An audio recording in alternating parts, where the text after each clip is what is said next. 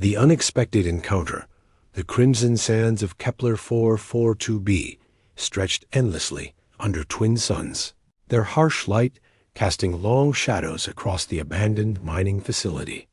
Captain Marcus Kane adjusted his environmental suit and checked his weapon.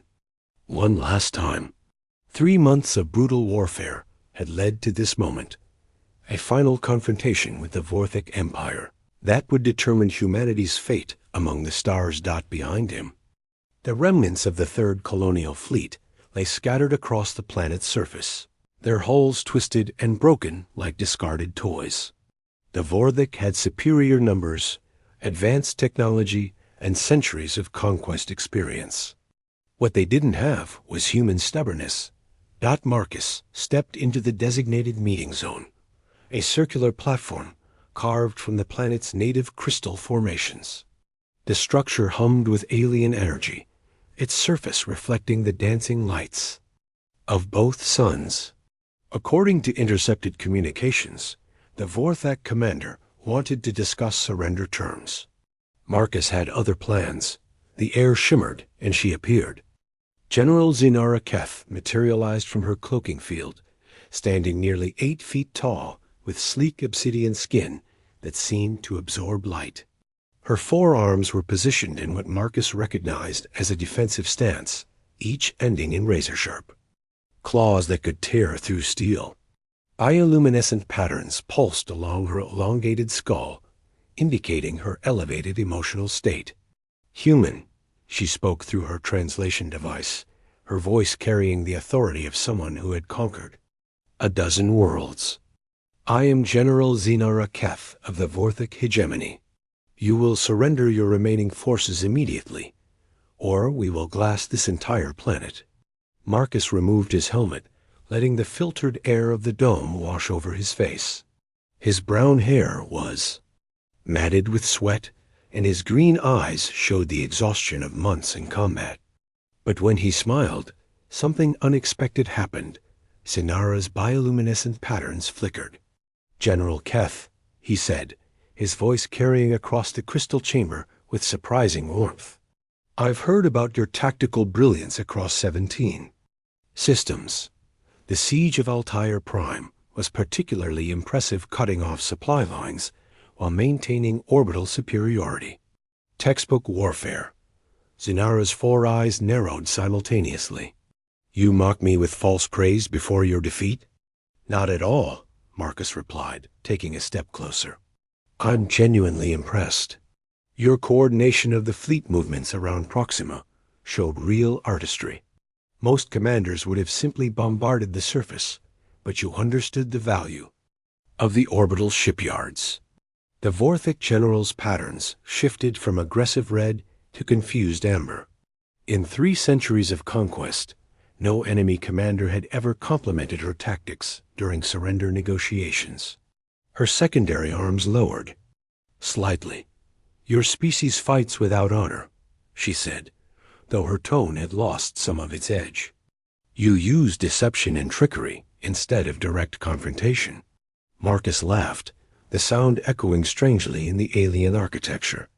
Coming from someone who just complimented my people's creativity, that means a lot. You see, General, that's exactly why we're going to win this war. Win? Zinara's patterns flared bright red again. You have 17 functional ships remaining. I command over 200. Numbers don't tell the whole story, Marcus said, his expression growing serious. You've conquered worlds through superior firepower and traditional tactics. But humans don't fight traditional wars. We adapt, we improvise, and we never give up. That's not deception, that's evolution in action. He gestured toward the broken landscape visible through the dome's transparent sections. Look at what we've accomplished here. 3 months ago, you expected to take this world in 3 days. We've held you off with mining equipment, improvised weapons, and sheer determination. That's not tactics. General, that's something your empire has never encountered before. Zinara stood silent for a moment, her patterns cycling through colors Marcus didn't recognize. When she finally spoke, Her voice carried a note of uncertainty that hadn't been there before. "What do you propose, human?" "The art of impossible." Diplomacy Marcus could see the moment when General Zinara Keth's worldview began to crack. Her bioluminescent patterns had shifted from the aggressive reds of a conqueror to the uncertain yellows of someone encountering something genuinely new. He pressed his advantage, but not in the way she expected. "I propose we stop pretending this is just about territory," Marcus said, walking slowly around the crystal platform. "Your empire has been expanding for 3 centuries, absorbing species after species. But you've never faced anyone who fought back the way we do, have you?" Zinara's forearms tensed, but she didn't attack. "The humans are unusual," she admitted. "Your ships perform maneuvers that should be impossible. Your soldiers fight even when victory is mathematically improbable. That's because we don't fight with math, General. We fight with hope." Marcus stopped directly in front of her, close enough to see his reflection in her obsidian skin. "Tell me, in all your conquests, have you ever enjoyed the challenge?" The question caught her off guard. Her patterns flickered rapidly between colors, and for the first time, her translation device struggled to find words. "Enjoyment is not relevant to military objectives, isn't it?" Marcus grinned. "I've been studying your tactical reports. The way you adapted your formation at the Battle of the Iron Rings when we deployed our makeshift gravity mines.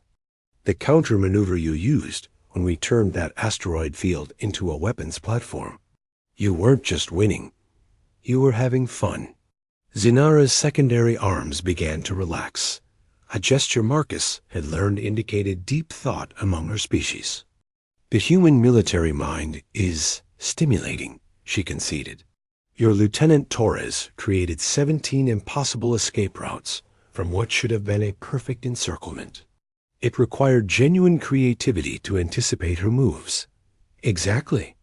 Marcus's enthusiasm was infectious, even across species barriers. "That's what your empire is missing, isn't it? Real challenges, real growth. You've been steamrolling primitive civilizations for so long, you've forgotten what it feels like to face an equal." The general's patterns shifted to a deep blue that Marcus's cultural briefings had identified as contemplation. "You suggest that your species offers something beyond mere resistance?" "I'm suggesting that this war could be the beginning of something unprecedented," Marcus replied. "Not conquest, not surrender, but partnership. Your empire has the infrastructure and technology to reach the far edge of the galaxy. Humanity has the innovation and adaptability to help you explore it properly." For several minutes, they stood in silence while Zinara processed this concept. Her patterns cycled through combinations Marcus had never seen before, suggesting thoughts that didn't translate into human experience. "Your proposal is ... double quotes," she finally said. "Unprecedented." "The best ideas usually are," Marcus agreed. "Look, General, your intelligence reports show that other species are watching this conflict. The hegemony's expansion has made everyone nervous. If you destroy humanity, you prove that resistance is futile. But if you ally with us ... we demonstrate that the hegemony can evolve," Zinara finished, her patterns brightening with what Marcus hoped was excitement. "Other species would see cooperation rather than domination. And honestly," Marcus added with a slight smirk, "wouldn't you rather have us working with you than against you? I guarantee we'll come up with ideas that will surprise even you." Zinara's laugh was like wind chimes in a gentle breeze, musical and unexpected. "Captain Kane, you have presented me with the most intriguing proposition I have received in 2 centuries of military service. Does that mean you're interested?" "It means," she said, her patterns settling into steady gold, "that perhaps it is time for the Vorthic hegemony to try something new." She extended her primary right arm in what Marcus recognized as a gesture of respect. "Tell me more about this partnership you envision." Marcus felt the weight of history settling on his shoulders. This moment would either mark humanity's greatest diplomatic triumph or its most spectacular failure. But as he looked into Zinara's alien eyes and saw genuine curiosity rather than conquest, he knew they had a chance. Well, General, it starts with trust. And trust begins with a leap of faith. When enemies become allies, the diplomatic quarters aboard the Vorthic command ship were unlike anything Marcus had ever experienced. The walls seemed to breathe with organic patterns that responded to the occupants' emotional states, and the gravity shifted subtly to accommodate both human and Vorthic physiology. General Zinara had insisted on hosting their negotiations in neutral space. Literally, the ship held position at the gravitational balance point between Kepler 442b and its largest moon. Your fleet commanders will not accept this easily, Zinara sighed, reviewing the preliminary agreement on her biomechanical interface. Her patterns had settled into steady greens and blues, colors Marcus now associated with concentration and approval. Nor will my war council. Marcus sipped from a cup of something that tasted remarkably like coffee, but glowed faintly blue. That's why we start small. Joint patrols in neutral systems. Shared research stations. Cultural exchanges. We build trust one interaction at a time.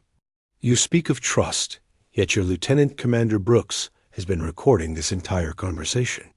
Zinara observed with amusement. Her patterns flickered with what Marcus had learned was the Vorthic equivalent of a smile. Marcus didn't even blink. Of course she has. Just like your security chief has been monitoring our biometrics and analyzing our speech patterns for deception. Trust doesn't mean naivety, General. It means being honest about our precautions. Zinara's laugh filled the chamber with harmonics that made the walls pulse with sympathetic colors. Humans truly are remarkable.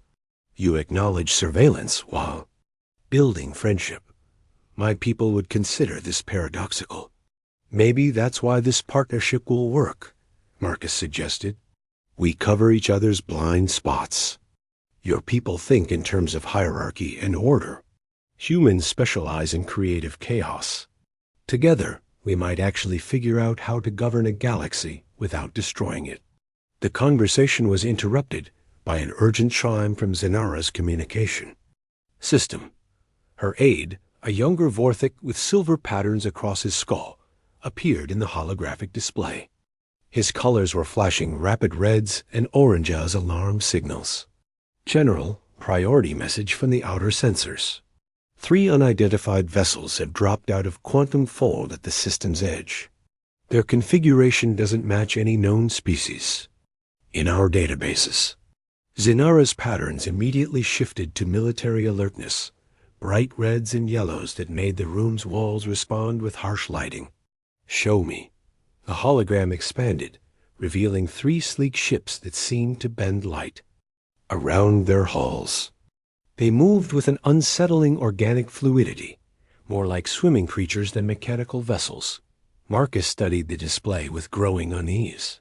Those aren't from any human colony worlds, nor from any species within hegemony space, Zinara confirmed. The design philosophy is completely alien to our understanding of spacecraft engineering. As they watched, the 3 ships formed a perfect triangle around the system's outer planet, a gas giant that had been serving as a sensor station for both fleets. Energy readings spiked across all spectrums. They're scanning everything, Marcus realized, not just our ships, the entire system. Planetary compositions, stellar radiation patterns, even quantum fluctuations in empty space. Intelligence gathering, Zinara agreed, her secondary arms beginning their defensive positioning routine. But for what purpose? The answer came in the form of a transmission that bypassed all their encryption protocols and communication systems. Entirely. The signal simply appeared in their minds, carrying concepts rather than words. Interesting. The small ones have learned to cooperate. This system shows promise for harvesting.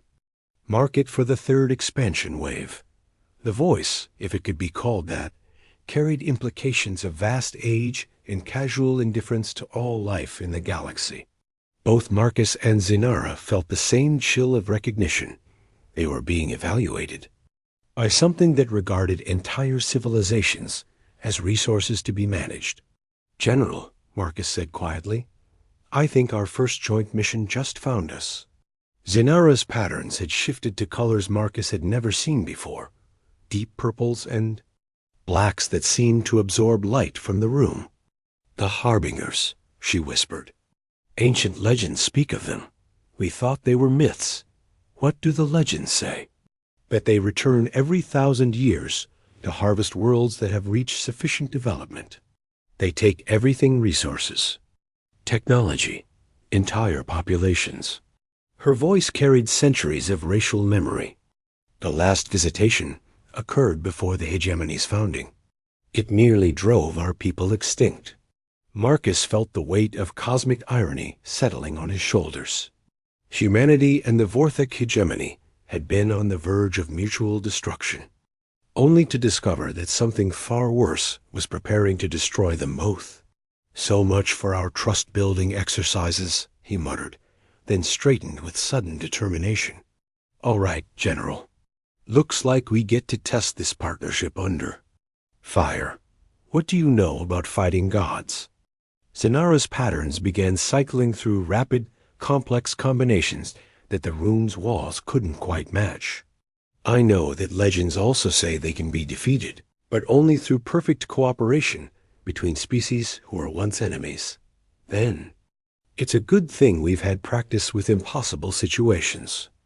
The birth of an empire, the joint war room aboard Marcus's flagship, the Determination, buzzed with activity that would have been impossible just days earlier. Human technicians worked alongside Vorthic engineers, their different approaches to problem-solving, creating solutions neither species could have developed alone. The central holographic display showed the Harbinger ships, now numbering 12, systematically cataloging every inhabited world within a 50 light-year radius. "They're not attacking," observed Dr. Rachel Voss, Marcus's chief science officer, as she analyzed the alien scanning patterns. "They're appraising, like someone examining merchandise." General Zinara's patterns had settled into deep, thoughtful blues as she studied the data alongside her Vorthic equivalent, science curator Thex Vol. The legends described this phase as the weighing. They determine which civilizations have developed sufficient resources to warrant harvesting. "How long do we have?" Marcus asked, though he suspected he wouldn't like the answer. "Historical records suggest approximately 30 rotations," Thex Volume replied through his translator. "In human terms, roughly 100 days. Lieutenant Commander Brooks looked up from her tactical display with grim satisfaction. "Then we'd better make them count. I've been analyzing their movement patterns. They're methodical, but that makes them predictable. If we can figure out their next survey target, ... we can be waiting for them," Marcus finished. "But we'll need more than surprise. Those ships absorbed direct hits from both our quantum torpedoes and Vorthic plasma cannons, without even registering damage." Zinara's secondary arms gestured toward a section of the display showing energy readings from the Harbinger vessels. "Their defensive systems appear to be based on dimensional shifting. They don't block attacks, they redirect them into folded space, so we need a way to attack them in multiple dimensions simultaneously," Dr. Voss mused. "Human quantum entanglement theory, combined with Vorthic space-folding technology, might actually get us all killed," Brooks interrupted pragmatically. "But it's better than waiting for them to harvest us." The next 72 hours transformed both fleets in ways their crews could never have imagined. Human creativity merged with Vorthic precision engineering. Weapons that violated 3 separate laws of physics took shape in the combined workshops. Most importantly, the crews began to work together, not as former enemies forced into cooperation, but as partners facing a common threat. Marcus found himself spending most of his time in what had become known as the Integration Bay, where human and Vorthek officers planned joint operations. The sight still amazed him, species who had been trying to kill each other a week ago, now debating the finer points of multidimensional warfare tactics. "Captain," called out Ensign Kim Okafor, one of his youngest officers, "we've got preliminary results from the weapons test." The holographic display shifted to show footage from an uninhabited asteroid. A modified torpedo, part human quantum technology and part Vorthik dimensional manipulation, streaked toward its target. Instead of exploding on impact, the weapon seemed to exist in multiple locations simultaneously before the asteroid simply ceased. "It didn't destroy the target," Dr. Voss explained excitedly. "It convinced reality that the target never existed in the first place. If we can scale this up, we might actually have a chance," Zinara finished, her patterns brightening with what Marcus now recognized as hope. "But we'll need to coordinate our attack perfectly. Any mistake will reveal our capabilities before we can strike effectively." The opportunity came sooner than expected. Long-range sensors detected 3 Harbinger ships moving toward the Centauri system, home to 2 billion human colonists and the largest Vorthik research facility outside the hegemony core worlds. "This is it," Marcus announced to the combined fleet. "Operation Impossible Odds is a go." The battle, when it came, lasted 17 minutes and changed the course of galactic history. Human ships, their hulls reinforced with Vorthik biotechnology, performed maneuvers that bent the laws of physics. Vorthik vessels, equipped with human quantum computers, calculated attack vectors in 11 dimensions simultaneously. The first Harbinger ship died without understanding what had killed it. A second managed to send a warning before it was erased from existence. The third escaped, but not before Marcus's fleet demonstrated that the supposedly invincible Harbingers could be defeated. "Congratulations, General," Marcus said as they watched the debris field slowly expand. "We just announced to the galaxy that the age of the Harbingers is over." Zinara's patterns cycled through colors of satisfaction and anticipation. "And that, the age of the Terran-Vorthik alliance has begun." "Actually," Marcus said with a grin that had become famous across both fleets, "I was thinking we needed a better name. How does the Terran Empire sound? With equal representation, of course." "An empire built on partnership rather than conquest," Zinara mused. "I believe my people will find that concept refreshing." 5 years after the first battle against the Harbingers, the Terran Empire had grown beyond anyone's wildest expectations. What began as a desperate alliance between humanity and the Vorthik hegemony had evolved into something unprecedented in galactic history: truly cooperative interstellar civilization. Admiral Marcus Kane stood on the observation deck of the New Harmony, the first ship designed entirely through human-Vorthik collaboration. The vessel itself embodied the Empire's philosophy: human ingenuity guided by Vorthak precision, resulting in something greater than the sum of its parts. Through the transparent aluminum viewport, he could see the construction yards of Terra Station, where ships from a dozen species worked together on projects that would have been impossible for any single civilization. "The Council is ready for your report, Admiral," announced his aide, Lieutenant Zara al-Rashid. A young officer represented the new generation, those who had grown up during the Empire's formation and saw cooperation between species as natural rather than miraculous. Marcus made his way to the council chambers, where holographic representatives from across the Empire waited. General Zinara Kef, now bearing the title of Supreme Coordinator, flickered into existence beside the seats reserved for the original alliance partners. Her patterns had evolved over the years, incorporating new colors that linguists were still trying to understand. "The Harbinger threat has been contained for now," Marcus began his report, "but our intelligence suggests they're regrouping in the galactic core. We estimate 18 months before they attempt another expansion wave. The representative from the Aquatic Collective, a species that had joined the Empire after witnessing the defeat of a Harbinger scout fleet, pulsed with bioluminescent concern. Our deep space monitoring stations have detected unusual quantum fluctuations near the galactic center. The Harbingers appear to be constructing something massive. Which brings us to the reason for today's emergency session. Zinara interjected, her patterns shifting to formal announcement colors. Project Genesis has reached the testing phase. The chamber fell silent.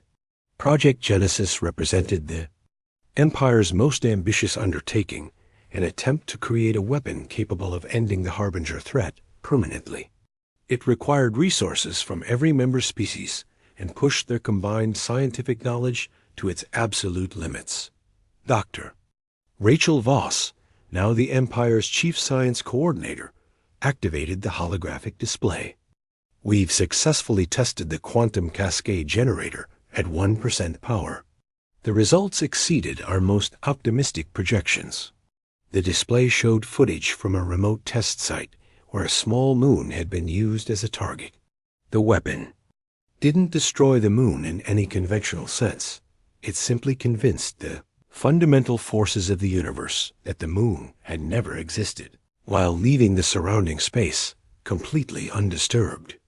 The full-scale version would be capable of affecting targets at the galactic core from anywhere within the Empire's borders.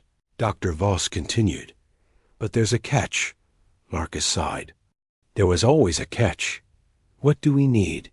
"Unanimous consent from every species in the Empire," Zinara replied. "The weapon requires quantum entanglement, links to the home worlds of all member species. It will only function if every civilization agrees to participate." The representative from the Silicon consciousness, a crystalline species that communicated through harmonic vibrations, resonated with skepticism. "You ask us to trust our very existence to a weapon we do not fully understand." "I'm asking you to trust each other," Marcus corrected. "The weapon isn't just about ending the Harbinger threat. It's about proving that species, who were once enemies, can create something together that none of us could build alone." Over the following weeks, the debate raged across every world in the Empire. Some species worried about the weapon's power. Others questioned whether the Harbingers posed enough of a threat to justify such extreme measures. A few suggested that the Empire should focus on defense rather than offense. The breakthrough came from an unexpected source. The newest members of the Empire were a species called the Chroniclers, ancient beings who had been observing galactic civilization for millions of years. Their representative, an entity that appeared as shifting geometric patterns, addressed the council with words that would be remembered for generations. "We have watched civilizations rise and fall for eons beyond counting," the chronicler said. "We have seen species destroy themselves through fear, greed, and the inability to work together. But we have never seen anything like the Terran Empire. You have created something that defies every prediction about intelligent life." The entity's patterns shifted to configurations that somehow conveyed vast ages and infinite wisdom. The Harbingers return because they believe that cooperation is temporary, that all species inevitably turn on each other. They wait for civilizations to reach their peak and then collapse from internal conflict. But you have proven them wrong. Marcus felt the weight of history in those words. "So you'll support Project Genesis?" "We will do more than support it," the chronicler replied. "We will help you modify it, not to destroy the Harbingers, but to show them something they have never seen before, a civilization that grows stronger through cooperation rather than weaker through conflict." The final test of Project Genesis took place 3 months later, when the Harbinger fleet arrived at the Empire's outer borders. 200 vessels, each one capable of sterilizing a planet, faced the combined forces of 37 species, working in perfect harmony. The battle lasted exactly 67 seconds. When it ended, the Harbinger fleet hadn't been destroyed. It had been transformed.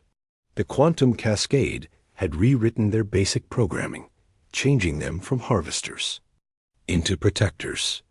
Years later, historians would debate whether the transformation of the Harbingers was the most important moment in galactic history. But Marcus knew better. The real victory had happened 5 years earlier, in a crystal chamber on a distant world, when a human captain and an alien general chose trust over conquest. The Terran Empire continued to grow, not through military might, but through the simple revolutionary idea that former enemies could become stronger together than they ever were apart. And in the depths of space, converted Harbinger ships worked, alongside vessels from dozens of species, protecting new civilizations and helping them find their own path to the stars.